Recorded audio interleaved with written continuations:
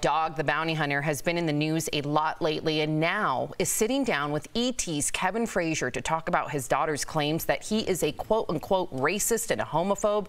Here's what Dog had to say about his use of the N-word. You were using language, and over 6 times during that call you used the N-word. Yes, sir. Why were you using that word so freely? Well, I thought I had a pass in the black tribe to use it, kind of like Eminem. My pass expired for using it, but no one told me that. To say a racist name doesn't qualify to make you a racist. If you use that word, use that word and you use it in your regular everyday life, it makes you a racist. I have more black friends than Eminem. What? Oh my gosh. Okay, so joining us live is friend of the show and the co-host, of course, of ET, Kevin Frazier. Wow, Kevin, thank you so much for joining us.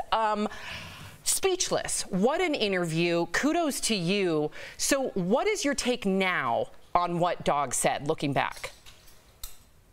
Well, I mean, you know, we went there to address allegations that he was once again using racist language. And we delved into what happened back in 2007 when a call was released where he used that kind of language. And I think the thing that I was shocked about was the fact that Dog thought he had a pass to use that word, that it was okay, that someone had come down and anointed him and said, you're good. You can use this word anytime you want. And he didn't understand the hurtful past or anything that goes along with it. Now, he claims he hasn't used that kind of language since 2007, that he's a changed man. I think if you're a changed man, then you have a better explanation than I got a pass from the tribe, the brothers. Wow. Kevin. And here from that tribe is Erica. Erica, you get the tribe queen over here.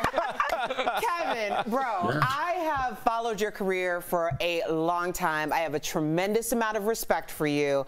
You know, you get it coming and going right to left. Yep. So when you have a conversation with someone like Dog the Bounty Hunter, what are your intentions to come out of this interview?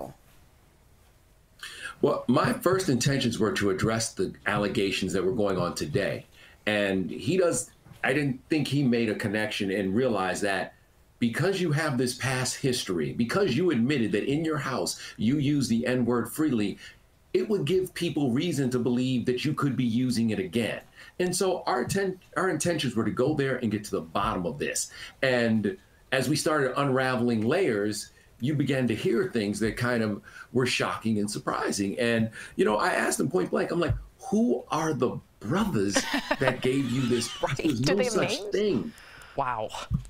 No, but he did drop Eminem, and you know, we haven't talked to Eminem. I'm sure he's like, leave my name out of your mouth. But when that happened, you realize that here's a person who doesn't understand that maybe the history of the person sitting across from him, the history of all the people of color who have dealt with that word and what that word means and how it was used to dehumanize African Americans so that it could justify slavery in the very beginnings. And, you know, for me, sitting across from him, as a 10-year-old, I went to a play. I was the only black kid in a school, Lock Raven Elementary in Baltimore.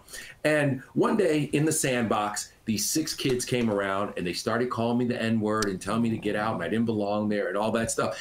And, you know, I thought back to that because the next day, my father came into the school, tears pouring down his face, and he tried to tear apart the office. And the reason is because he, as a black man, grew up in the Jim Crow South. So that word had a huge effect on him. He didn't want his child to be subjected to that. We ended up moving to a different city. Wow. Because of the effect of that moment. So when people say, I have a pass to use that word, or I can use that word, it's like, you have to stop and realize and understand what that word has been used for in the past. Absolutely. Kay Frazier, I'll tell you, you know, not only did we discuss this interview yesterday on my comedians group thread, but I also talked to my mama in South Carolina, and she just thought you just handled it so well. One of the things you brought up in the interview with Dog was the proximity argument. Can you explain more of like what that is, and what do you think that Dog took that pushback to mean?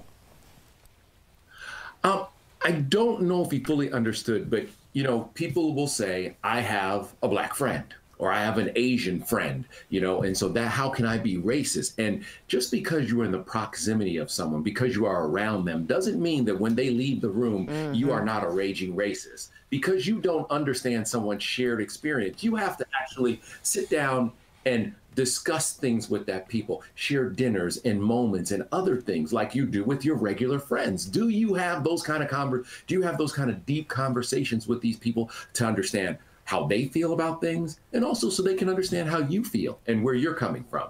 I don't think he quite understood that, but because you're around Black people doesn't mean that you know Black people or you're not a racist. Wow. Facts on that. Kevin, I'm so glad that you did this interview and that you're talking to us, because hopefully if there's any viewers out there that shared that same sort of mentality as Dog, hopefully you just prevented that, cleared that up. So thank you so much for joining us. Be sure to our DBL viewers to tune into ET tonight for more on this. They've got more of that really intense interview with Dog, and of course, it's his wedding today, so make sure to watch. Thank you so much, Kevin. Have a great day. Appreciate you. Good seeing you. Always a pleasure. Always a pleasure, y'all.